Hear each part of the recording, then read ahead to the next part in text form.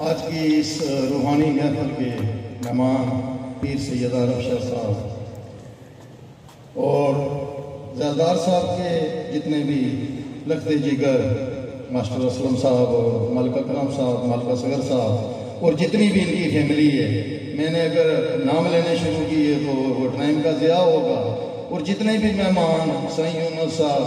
हमारे नागखवां इश्तियाक साहब, जितने भी यहाँ पर आए भाई मारियम से, कुंदरूटी से, नैला से, जहाँ जहाँ से भी लोग आए, मैं सबको खुशआमदीद कहता हूँ। ये बहुत लंबी बातें हैं। मैंने तो सिर्फ चाचा ज़रदार साहब को दरबार जब गोदड़ी और एक लोटा होता था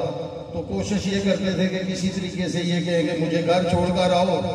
तो मैं दरबार की तरफ मेरा मुंह है वो दौर बचपन का था।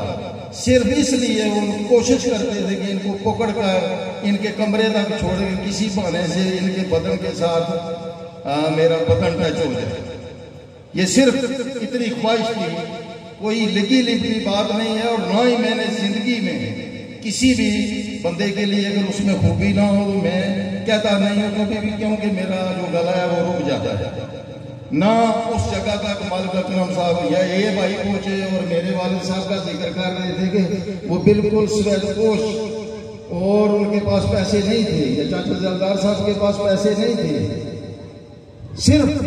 आज भी मैं ये कोशिश करके देखता हूँ कि कहीं पीर सरवर शाह साहब या जितने लोग, ये चौधरी जलालुद्दीन साहब, मेजनुद्दीन साहब, ये मलक अब्दुल साहब, राजा बोस्तान साहब, ये जो बड़े बड़े लोग तमाम के मैं नाम लूँ, आजी मलक जान साहब, ये जो इर्द गिर्द के लोग, मिस्त्री अब्दुल साहब, मिस्त्री आजी जान साहब, दिगर कितने लोग, नूर शाह साहब, सरांडला से मलकुद्दीन साहब का यहाँ नाम होगा, बाबा जल्ला साहब, मलक मीर साहब और दिगर, ये बाबा राजू, बाबा गामा जाट, ये लोग जब बैठते थे वो क्या मंजर वो पनाग शरीफ का होगा, उस पर नजर दौड़ाएं। मैं आज पीर साहब से थोड़ा सा अंदर भी मैंने शिकवा किया, और आज मैं यहाँ पर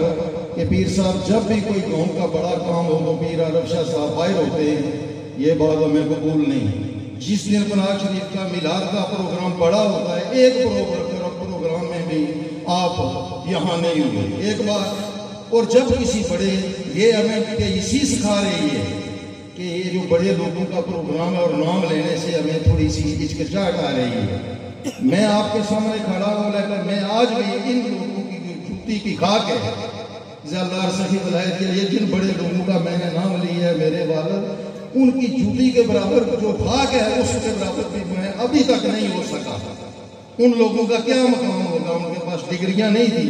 ये मलका लादाब साहब पनाग के मुसलमानों मस्जिद की तामीर के लिए 1-1 रुपया और इकट्ठे करते थे, और लंगर शरीफ के हवाले से ये लोग गढ़ों पर पीर साहब, ये जो आज की आप देख रहे हैं, मुझे और आप उम्र का इतना फर्क नहीं, यहाँ क्लास फेलो भी थे, लोग गढ़ों पर पानी उठाते थे और कहाँ से दाने उठा कर लाते थे, कहाँ से आकर ये घराट पर चक्की पर वो आटा पीसा जाता था। और दरबार शरीफ जब कच्ची दरबार शरीफ शहीद हुई है तो मैं भी यहाँ पर, मैंने भी कोई जो पत्थर हटाए, इतना क्यों स्कूल पढ़ रहे थे। फिर ज़रदार साहब का मकान भी कच्चा था, कोई बंगले कोठियाँ नहीं थी, उनके पास गाड़ियाँ या कोई बड़ी चीज़ नहीं थी, या मेरे वालों के पास नहीं थी। आज सब कुछ होने के बावजूद में जब अपने गिरबान पर नजर डालता हूँ कि मियाँ मोहम्मद साहब का शेर है, बुरे बंदे में ढूंढन चलिया बुरा लबा ना कोई, जद में चाहती अंदर फेरी में दिया बुरा ना कोई इंसान को। और अब ये जो इतने बड़े लोगों का प्रोग्राम है, मैं तो इस पर बात, मैं उनके जिंदगी पर, अपने वालिद की किसी एक बात पर, ज़रदार साहब की किसी बात पर, मेरे वो जो जिस बेड वर्क में होता हूँ वो कमरा मैंने सिर्फ इसलिए चुना हुआ है कि वहाँ पर चाचा ज़रदार साहब 1-1 महीना 10-10 दिन 20-20 दिन, ये बड़े लोग जो हैं ये गवाए होते थे, मैं उसी कमरे में आज दिन था। बिल्कुल मुझ में हबीब साहब में